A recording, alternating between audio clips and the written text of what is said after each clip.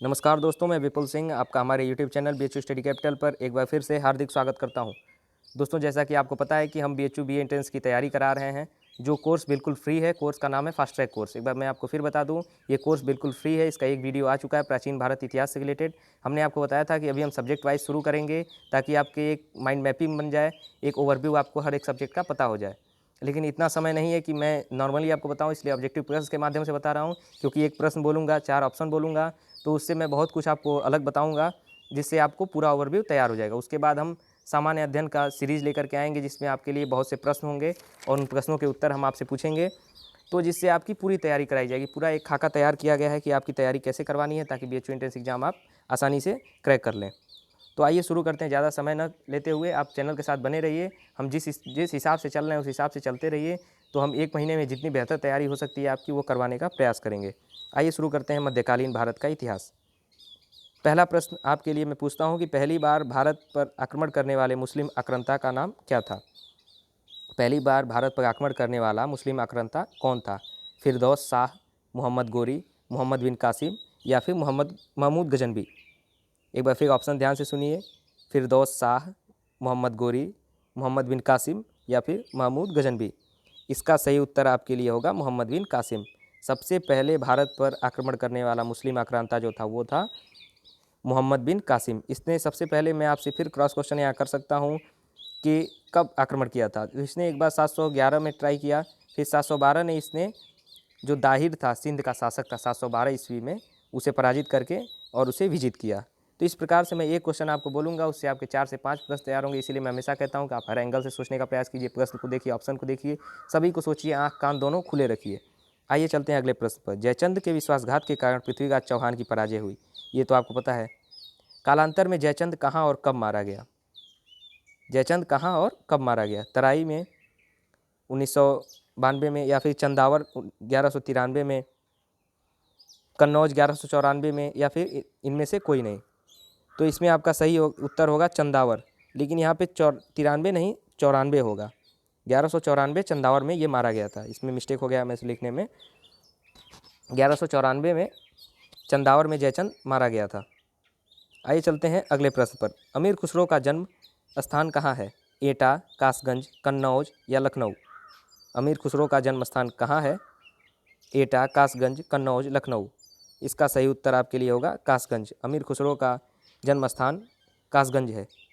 दोस्तों, आप लोगों को पता होगा कि अमीर खुसरो को एक और नाम से जाना जाता है, तूतिए हिंद। तूतिए हिंद के नाम से उन्हें जाना जाता है। ये उर्दू गज़ल कव्वाली गायक थे। इन्हें तबला का जनक भी माना जाता है, तबले का जनक भी इन्हें माना जाता है। लौह और रक्त नीति किसने अपनाई? लौह और रक्त की नीति किसने अपनाई? बलबन, अलाउद्दीन खिलजी, मोहम्मद बिन तुगलक या फिर बाबर? इसका सही उत्तर आप बताइए मुझे कि लौह और रक्त रीत किसने अपनाई? बलबन, अलाउद्दीन खिलजी, मोहम्मद बिन तुगलक या फिर बाबर? इसका सही उत्तर आपके लिए होगा बलबन।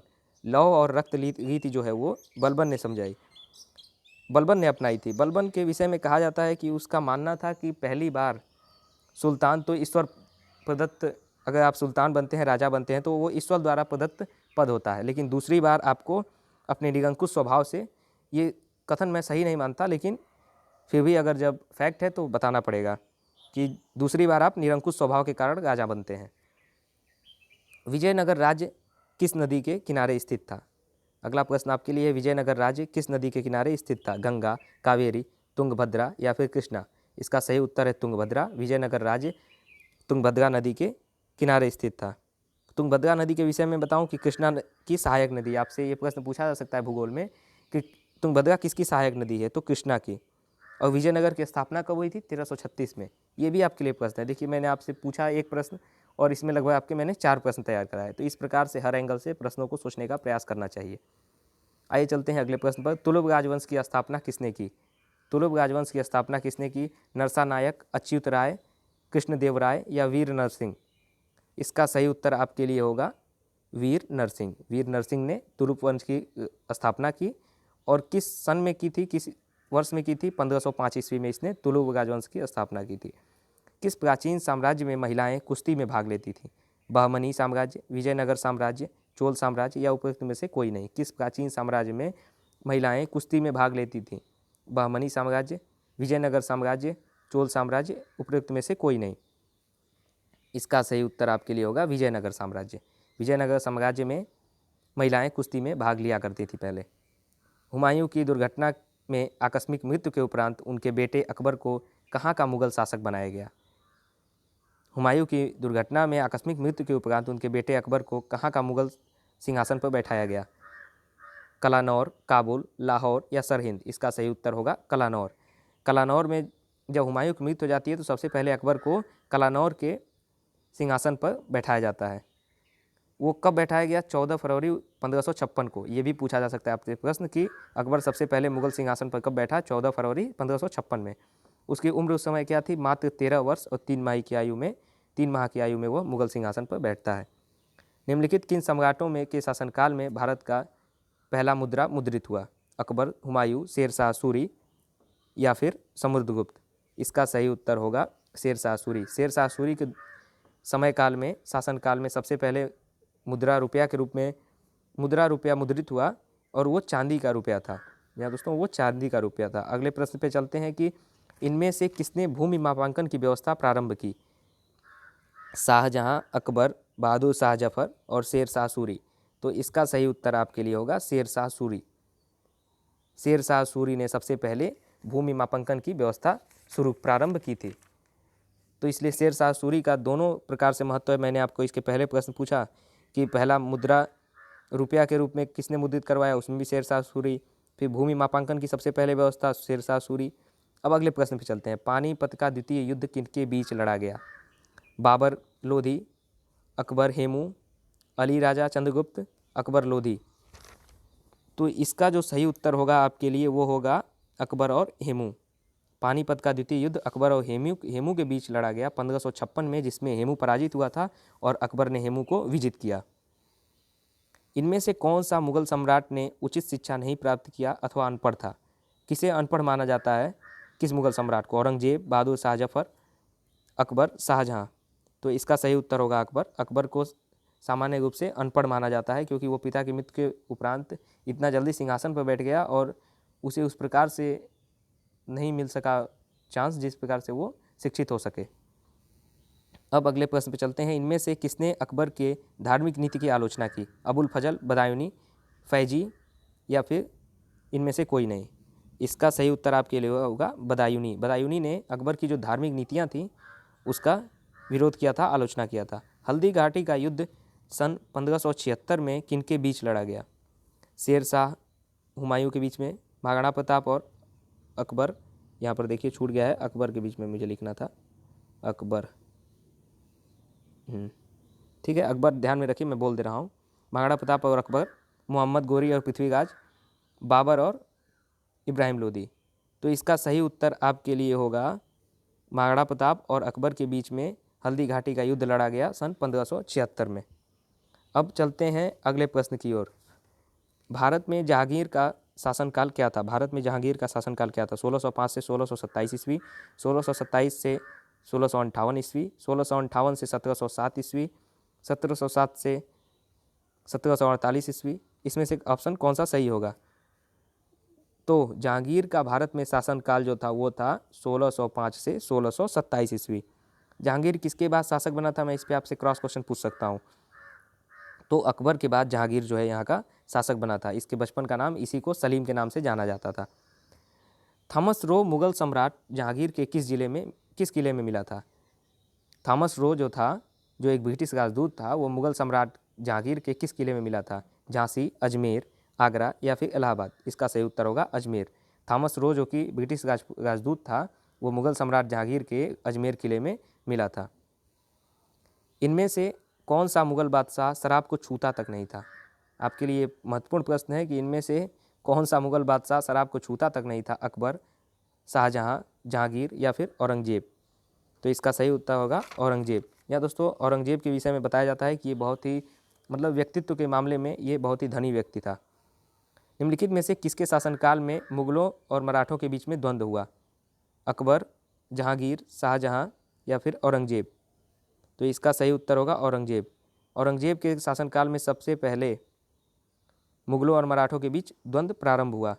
इनकी अप्रत्यक्ष भिड़ंत तो कई बार होती रही, लेकिन प्रत्यक्ष रूप से औरंगजेब के समय में 1665 में भिड़ंत हुई।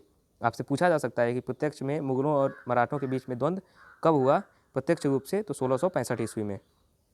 आइए चलते हैं अगले प्रश्न पर। प्रसिद्ध चित्रकार मीर सैयद अली चित्रकारी हेतु किस मुगल शासक के सहयोगी थे? बाबर, जहांगीर, अकबर या हुमायूं? इसका सही उत्तर होगा हुमायूं। प्रसिद्ध चित्रकार मीर सैयद अली चित्रकारी हेतु किस मुगल शासक के सहयोगी थे? तो इसका सही उत्तर आपके लिए होगा हुमायूं। देखिए, मैं आपको जिस क्रम से बता रहा हूँ उससे आपको समझ में आ रहा होगा कि क्या क्या प्रश्न, किस प्रकार के प्रश्न बीएचयू एंट्रेंस एग्जाम में पूछे जा सकते हैं। ये मैं सिर्फ आपको एक ओवरव्यू के रूप में दे रहा हूँ, उसके बाद मैं प्रश्नों की बहुत सीरीज़ लेकर के आऊँगा, जिससे आपकी तैयारी बहुत ही बेहतर ढंग से हो सकेगी। जितना समय है उसमें हम लोग आपको पूरा अपना 100% देने का प्रयास करेंगे। अब अगला देखते हैं कि दिल्ली स्थित प्रसिद्ध हुमायूं के मकबरे का वास्तुकार कौन था? मिराक मिर्जा घियात, अब्दुल लतीफ़, मीर कासिम, शेख आलम शाह।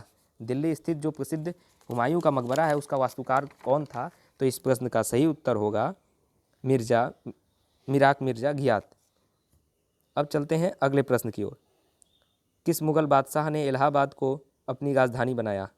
किस मुगल बादशाह ने इलाहाबाद को अपनी राजधानी बनाया? अकबर, शाह आलम, या फिर दोनों ने, या फिर इनमें से कोई नहीं?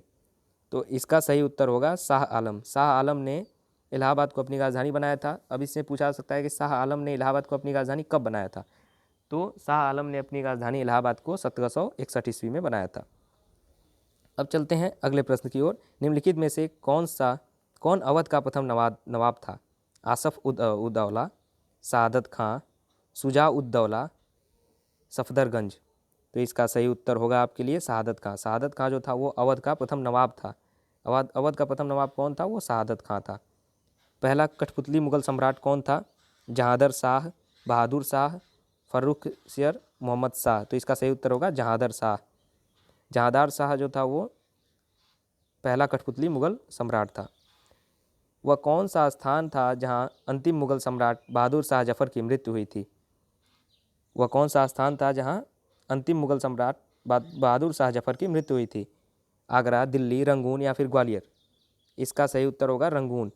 रंगून में जो अंतिम मुगल सम्राट आपका बहादुर शाह जफर था उसकी मृत्यु हुई थी। इस प्रश्न से आपके कई प्रश्न बन सकते हैं। अंतिम मुगल सम्राट कौन था? वो बहादुर शाह जफर। उसकी मृत्यु कहाँ हुई थी? रंगून। और मैं इसी में पूछ दूँ आपसे कि कब हुई थी उसकी मृत्यु? तो उसकी मृत्यु 7 नवंबर 1862 को हुई थी। बहादुर शाह जफर की मृत्यु 7 नवंबर 1862 को हुई थी। अब अगले प्रश्न पर चलते हैं। मुगल काल में पुलिस बल के मुखिया को क्या कहा जाता था? मुगल काल में पुलिस बल के मुखिया को क्या कहा जाता था? कोतवाल, दरोगा, फौजदार या फिर सूबेदार? तो पुलिस बल के मुखिया को मुगल काल में कोतवाल कहा जाता था। दोस्तों, ये रहा मध्यकालीन इतिहास से रिलेटेड क्वेश्चन। हमने आपको बताया था कि ये वीडियोज़ मात्र आपको ओवरव्यू देने के लिए, इसलिए चैनल को सब्सक्राइब करके बेल आइकन प्रेस कर लीजिए। और आगे वीडियो जो आएंगे उसमें धीरे धीरे आपको और भी प्रश्नों की वृद्धि होती जाएगी, जिससे आपको बीएचयू एंट्रेंस एग्जाम की तैयारी बहुत ही बेहतर ढंग से आप कर सकते हैं। और जो गूगल फॉर्म मैं आपको दिया हुआ है डिस्क्रिप्शन लिंक में, उसे भर दीजिए। और इस वीडियो को ज़्यादा से ज़्यादा अपने दोस्तों तक भी शेयर कीजिए, ताकि जो बीएचयू बी एंट्रेंस एग्जाम की तैयारी कर रहे हैं वे भी अच्छे से कर सकें, ताकि आप सभी दोस्त जो भी हों, जो भी हमारे चैनल के साथ जुड़े हुए हैं, वे सभी लोग बीएचयू एंट्रेंस एग्जाम को क्वालिफाई कर सकें। बस आज की वीडियो में इतना ही। चैनल को सब्सक्राइब कीजिए और कोई भी क्वेरी हो तो कमेंट बॉक्स में लिखते रहिए। हम आपका रिप्लाई देने का ज़रूर प्रयास करेंगे। बहुत बहुत धन्यवाद।